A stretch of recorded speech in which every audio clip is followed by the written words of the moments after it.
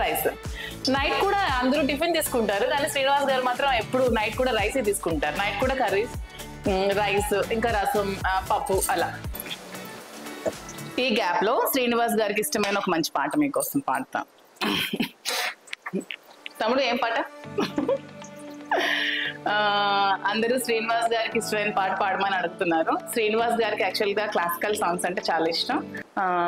పాట, చిన్న పాట మీకోసం హమ్ చేస్తున్నాం. ఓకే.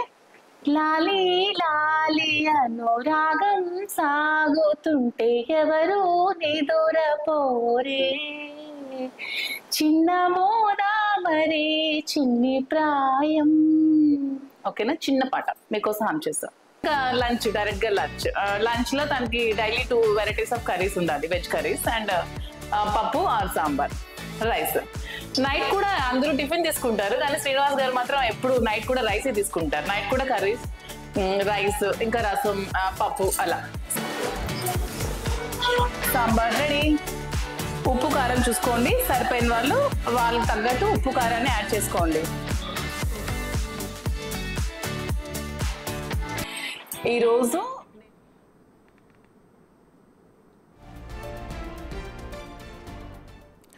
మ్యాటర్ ఇంతటితో అయిపోలేదు. శ్రీను నా హీరో అంటూ ఓ సినిమాను కూడా చేస్తుంది.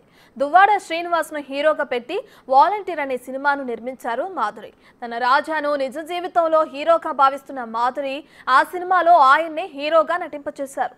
దువ్వాడ శ్రీనివాస్తో యాక్షన్ సీన్లు కూడా షూట్ చేయించారు మాధురి.